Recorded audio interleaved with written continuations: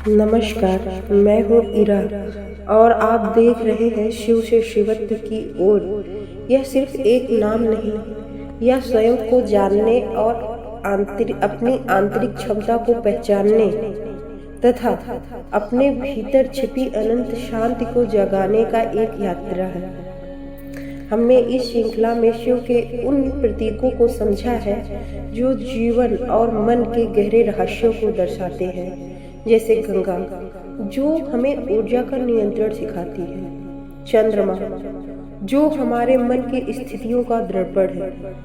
आज हम एक ऐसे प्रतीक पर विचार करेंगे जो किसी भी व्यक्ति के लिए गहन अंतर्दृष्टि का स्रोत बन सकता है।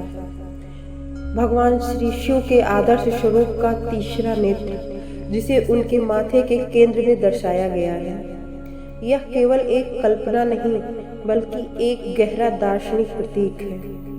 आमतौर पर हमारी दो आंखें जो हमें बाहर की दुनिया दिखाती है, ये हमें उन चीज़ों से परिचित कराती हैं जिन्हें हम देख, सुन या महसूस कर सकते हैं। यह भौतिक संसार का हमारा अनुभव है जो अक्सर द्वंद्वों जैसे सही गलत, सुख दुख से भरा होता है।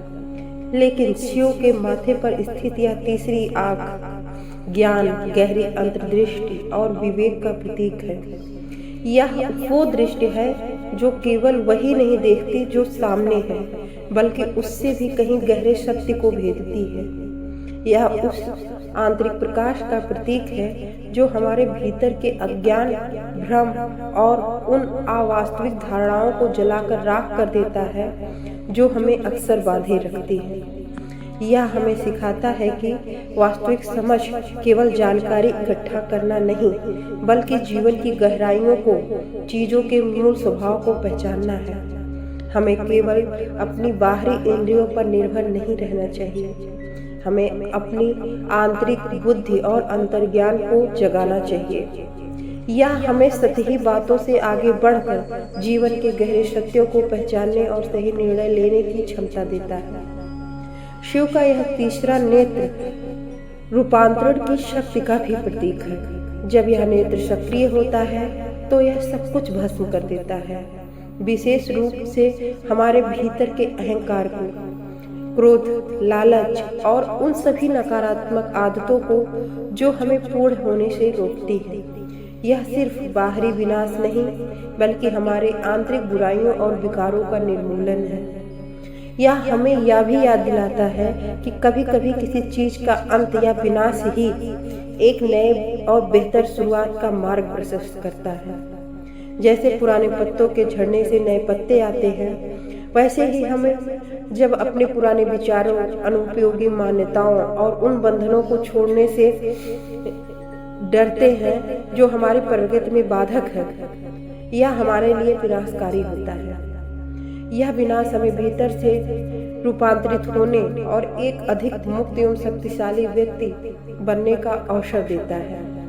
योग और आत्म विकास की परंपराओं में हमारे भावों के बीच का स्थान आज्ञा चक्र के केंद्र के रूप में माना जाता है। इसे अक्सर अंतर्ज्ञान, स्पष्टता और उच्च जागरूकता के बिंदु के रूप में देखा जाता है। शिव का तीसरा नेत्र इस आज्ञा चक्र के पूरी तरह से जागृत और सक्रिय होने पर परम आदर्श है। यह दर्शाता है कि हम अपनी चेतना के उच्चतम स्तर को प्राप्त कर लिया है।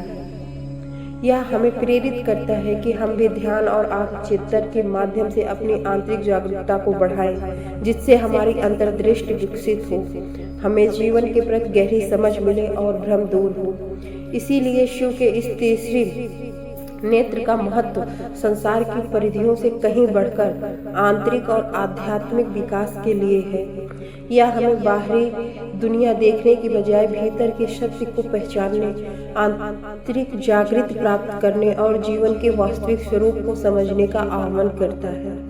यह हमें एक ऐसे आदर्श की ओर इशारा करता है जहां अहंकार और अज्ञानता का नाश होता है और व्यक्ति रूपांतरण के मार्ग में परम सत्य एवं आंतरिक स्वतंत्रता को प्राप्त करता है। यह शिवत्व की ओर हमारी यात्रा का एक अत्यंत महत्वपूर्ण पड़ाव है। एक ऐसी यात्रा जहां हम अपने भीतर उस आदर्श स्वरूप को पहचानते हैं जो ज्ञान, नियंत्रण और अंतर्दृष्टि से परिपूर्ण है। अगर इस विचार यात्रा ने आपके हृदय को छुआ है तो कृपया इस वीडियो को लाइक करके अपना समर्थन दें।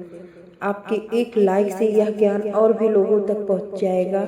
ऐसी ही गहरी और प्रेरणादायक यात्राओं के लिए हमारे चैनल को सब्सक्राइब करें और बेल आइकन दबाएं ताकि आप कोई भी नया एपिसोड मिस ना करें। इस ज्ञान को उन लोगों के साथ साझा करें जिन्हें इसकी सबसे ज़्यादा ज़रूरत है, क्योंकि आत्मविकास का मार्ग सबके लिए खुला है। आपके लिए, आपके सहयोग से ही शिव से शिवत्व की ओर की यह यात्रा आगे की ओर बढ़ेगी। बोलिए त्र्यंबकेश्वर महाराज भगवान भोलेनाथ की जय। धन्यवाद।